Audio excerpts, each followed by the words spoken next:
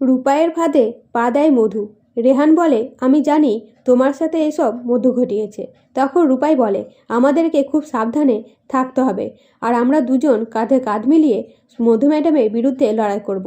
এর পরের দিন সকালবেলা রূপাই ভালো করে পুজো করে। তখন মিসকা মধুকে ফোন করে বলে, আজ রেহান ডাক্তার হবে, তাই ফর্ম ফিল আপ করতে যাবে। তাই রূপাই বাগান থেকে ফুল তুলে ঘটা করে পুজো করছে। মনে হচ্ছে রেহান আজকেই ডাক্তার হয়ে যাবে। তখন মধু বলে, মিসকা চিন্তা করো না, ডাক্তার হওয়া এত সহজ নাকি? অনেক পড়াশোনা করতে হয়, আর রেহান তো এসব থেকে অনেক বছর দূরে ছিল। এত সহজে কি ডাক্তার হওয়ার সুযোগ পাবে? নতুনরা সুযোগ পাবে, তারপর সিট থাকলে রেহান পাবে। এই বলে ফোন রেখে মধু বলে, রেহানকে ডাক্তার হওয়া থেকে বাধা দিতে হবে। রেহানের যা বুদ্ধি, রেহান যদি ডাক্তার হয়ে যায় তাহলে আর কোনো দিন রেহানকে পাবো না। 7 জন্মের জন্য রূপায়ের হয়ে যাবে।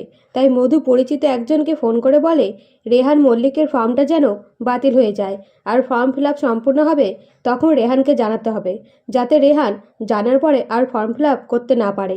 এদিকে রূপায় পুজো করে প্রসাদ এবং ঠাকুরের ফুল রেহানের মাথায় ছুঁয়ে দিয়ে বলে, আমি তো বাস নিয়ে বেরিয়ে যাব, আপনি সময় মতো গাড়ি নিয়ে চলে যাবেন ফর্ম ফিল আপ করতে। তখন রেহান রূপাইয়ের সাথে বাসে যেতে চাইলে রূপাই আপত্তি জানায়, বলে যে এত গরমে বাসে যেতে হবে না।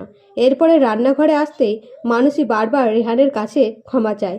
তখন রেহান বলে, কাকিমা আমি সব ভুলে গেছি, তুমিও এসব মনে রেখো না। এই বলে মানুষের হাতে রান্না খেয়ে প্রশংসা করলে মানুষই বলে, আরও একটা টোস্ট দিচ্ছি দাঁড়া। তখন রূপাই বলে, তেলে ভাজা খেয়ে অম্বল হবে, আর তোমাকে এসব দিতে হবে না। আমি জানি তুমি নার্সবাবুর কত চিন্তা করো। এই বলে মানুষীকে সবার সামনে অপমান করতে থাকে। তখন রেহান আর রূপাইয়ের মধ্যে ঝামেলা লেগে যায়। সেই ঝামেলার ভিডিও মিসকা মধুকে পাঠায়, তবে বুঝতে পারে না রূপাই আর রেহানের পরিকল্পনা। এদিকে রেহান মধুকে হাতের মুঠোয় করতে মধুর কাছে যেয়ে মধুকে জড়িয়ে ধরে ভালোবাসার অভিনয় করে। তো এইভাবে কি মধুকে বোকা বানিয়ে ডাক্তার হতে পারবে? জানতে সাবস্ক্রাইব করবে। ধন্যবাদ।